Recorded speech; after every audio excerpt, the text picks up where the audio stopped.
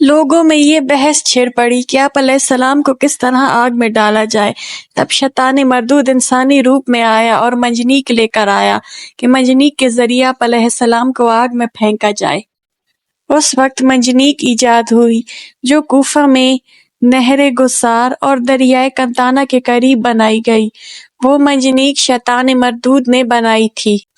آپ علیہ السلام کو منجنیق کے ذریعے آگ میں ڈال دیا گیا۔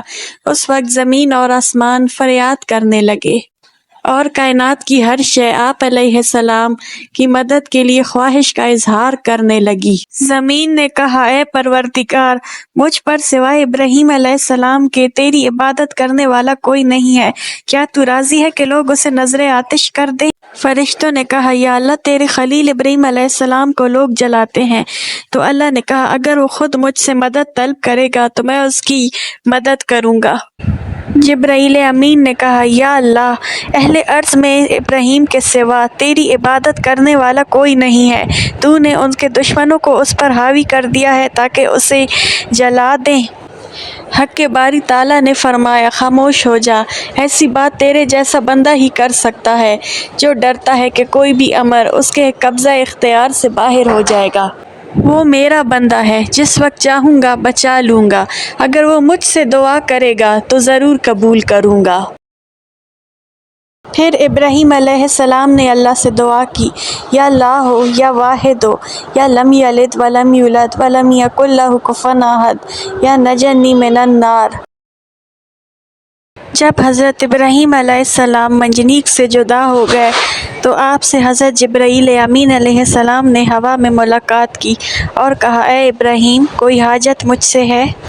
تو حضرت ابراہیم علیہ السلام نے جواب میں فرمایا، نہیں جبرائیل، میری تم سے کوئی حاجت نہیں ہے، لیکن عالموں کے پروردگار سے میری حاجت ضرور ہے۔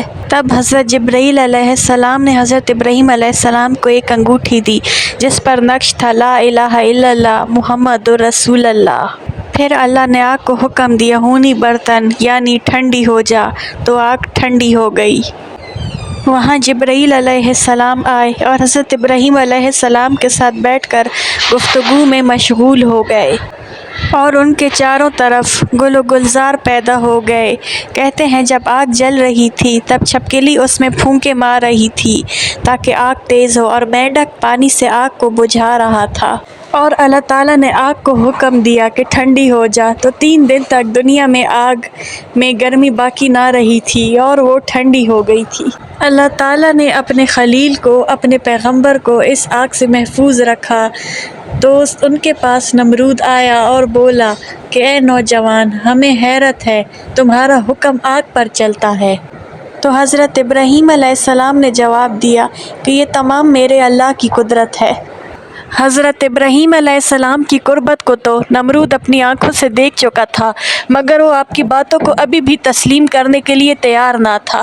الٹا نمرود کو اس بات کا خطرہ لاحق ہو گیا کہ کہیں لوگ حضرت ابراہیم علیہ السلام پر ایمان نہ لے آئیں۔ نمرود نے لوگوں کو بہکایا، کچھ لوگوں کو لالچ دے کر اور کچھ کو ڈرا دھمکا کر۔ نمرود نے فوراً حضرت ابراہیم علیہ السلام کو شہر بدر کرنے کا حکم دیا تاکہ کوئی شخص نہ ان کا پیروکار بنے اور نہ ان کا دین اختیار کر سکے۔ حضرت ابراہیم علیہ السلام خود بھی نمرودیوں کے ساتھ رہنے پر ناخوش تھے، اسی لیے ان کا شہر چھوڑنے پر وہ آمادہ ہو گئے۔ چنانچہ آپ علیہ السلام اپنی بکریوں کا ریوڑ اور دوسرا ضرورت کا سامان لے کر وہاں سے روانہ ہو گئے۔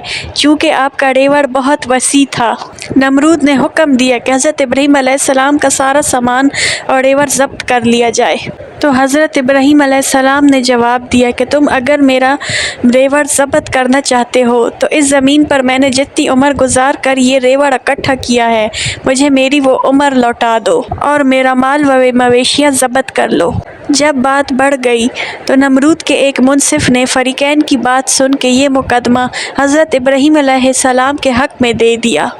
پھر حضرت ابراہیم علیہ السلام اپنا مال مویشیاں اور ریوڑ لے کر اپنی بیوی سارہ اور بھتیجے حضرت لوط علیہ السلام کے ساتھ بابل سے ہجرت کر گئے۔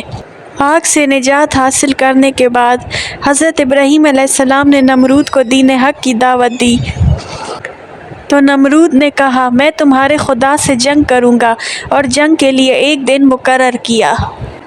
اس روز نمرود بے تحاشا لشکر لے کر میدان میں آیا اور دوسری طرف حضرت ابراہیم علیہ السلام اکیلے کھڑے تھے۔ تب اللہ تعالیٰ نے کمزور ترین مخلوق مچھر کو بھیجا جس سے فضا تاریک ہو گئی اور وہ لشکر پر حملہ آور ہو گئے۔ مچھر لشکر کے سر اور ناک میں لپٹ گئے اور لشکر کی درگت بنا دی۔ نمرود ذلیل و رسوا ہو کر واپس آیا لیکن پھر بھی ایمان کی دولت سے محروم رہا۔ اللہ کے حکم سے مچھر نمرود کے دماغ میں جا کر اس کا مغز کھانے لگا تو نمرود بے چین ہو گیا۔ نمرود نے تکلیف کے باعث چند آدمی مقرر کیے جو ہر وقت جوتے کی باریک نوک اس کے سر پر مارتے رہتے تھے۔